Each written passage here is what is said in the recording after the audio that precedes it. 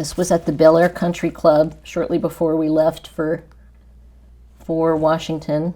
That's my sister Lori and my husband Dan, me with my scrawny face. And it gets even scrawnier. This was what I looked like when we got to Shelton.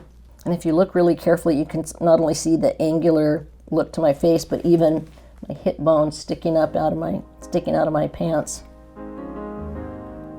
I think our love of harmony, the fact that we all loved vocal harmony, and then to hear not only a smooth, velvety voice like Karen's, but to hear those rich harmonies where they were layered on each other and it was like bigger than life, you know. To hear those sounds was, you know, it was beautiful, but it was also intriguing and interesting, and, you know, the pitch was always perfect, and her range was amazing, and, you know, the more you found out, you realized that this is just a young gal who played drums and sang with her brother, and then suddenly they're making these amazing songs. And when we finally got to meet her, it was kind of under the auspices of us both being artists in Mike Kerb's stable of artists at that point in time. So that was exciting to meet her. And to know that her love of harmony was similar to ours, and while we had different sounds, we knew we had an affinity for the kind of music that we both did. So I used to say no promises, let's keep it simple. I think it was really interesting that Karen was willing to talk to me about her eating disorder, because it wasn't the kind of thing that most people ever wanted to talk about. And so when Karen started talking to me, I think it was because she felt that I was a safe place. She knew that I knew what it felt like. I knew what the thought processes were. I knew the mental games that you played with yourself. But I also knew what it was like to be on both sides, the ill side and the recovered side. And I think that allowed her to feel free to talk about it with me, because she knew that I was a few steps further than she was down the same path. One of the reasons that I had encouraged Karen to maybe come up and see the doctor that had helped me was because there wasn't the kind of frenzy around him as a doctor treating someone with an eating disorder as there was around the doctor that she chose to see, and that was Stephen Levenkron. He was the kind of go-to celebrity eating disorders guru at the time. He'd written the book Best Little Girl in the World. They'd made a movie. He was, if people were going to look for a specialist or an expert, that would be the first name that would pop up. And I think that's a tendency that a lot of people, especially celebrities or famous people or wealthy people, they want to, and maybe it's part of the perfectionism, you know, gonna get the best doctor and the one who's got the best reputation. But best reputation isn't necessarily the best one for you. That was certainly true for me.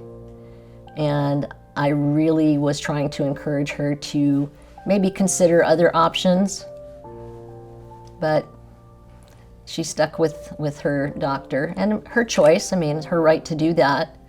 But I know that the anonymity that I was able to find in my recovery process, moving to a podunk town called Shelton, Washington, you know, timber town, and live in a little home on an inlet with tranquility and peace, that is what saved me. That is what got me to dig deep into my soul and ask myself some really hard questions. It's hard to do that when you're in a hospital in downtown New York City with a celebrity doctor. I do remember the last time I talked to her because she sounded upbeat, she sounded encouraged, and I think one of the last things I heard her say to me on the phone was, "I'm really gonna beat this thing."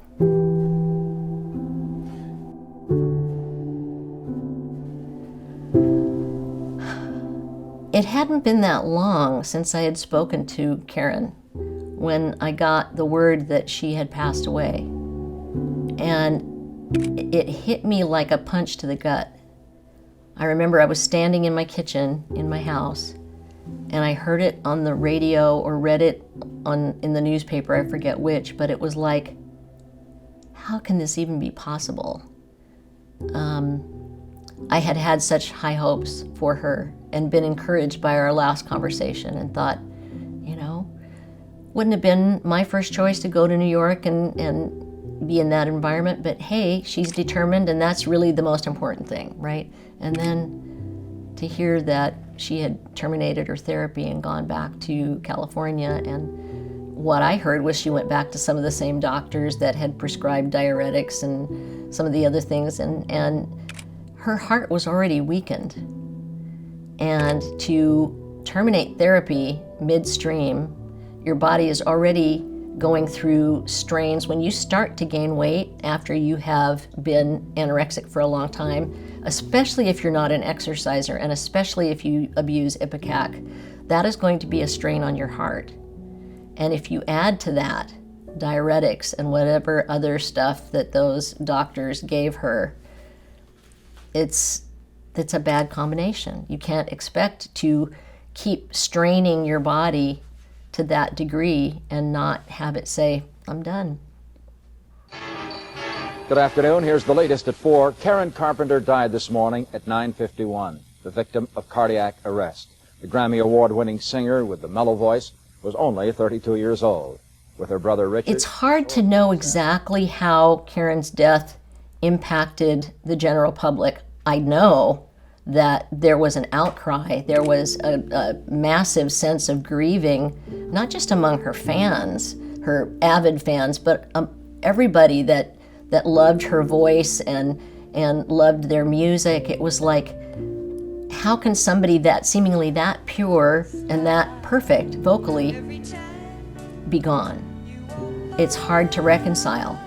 And yet, at the same time, it caused people to realize this was right around the time that my book came out, so there hadn't been many things published about what it's really like to be anorexic and that there's even hope to recover. It was very secretive. Nobody talked about it. It was, you know, that thing that everybody swept under the rug. And so for her to pass away and for people to feel this sense of grief and loss that was so massive globally, not just in the United States, they felt the grief, but they also felt the shock of realizing this illness is not a joking matter. I remember the first time I saw the movie Splash, and there's a line in the movie where Daryl Hannah, who's now lost her, mermaid tail, is going shopping. And she goes in to try on some clothes now that she's got legs. And the saleswoman says, "Oh, you would look great in that. So would my daughter. She can wear anything. She's anorexic." And it was meant as a joke. You want to try that on? Who knows? Maybe it's you. It isn't me. I couldn't get one leg in there. My daughter, on the other hand, is lucky. She's anorexic. And I thought, this is not a joke. And anybody who thinks that being anorexic or laughing about being too thin or saying you can never be too rich or too thin, they are only scratching the surface, and they have no idea what the actual turmoil and mental torture is that people go through. The lack of self-esteem, the self-hatred, the self-loathing that people go through, the feeling of letting everybody down, the feeling that you've failed everyone, including yourself. That's not something that you joke about. And I think that when Karen passed away, people realized this is much more serious an issue than we ever thought.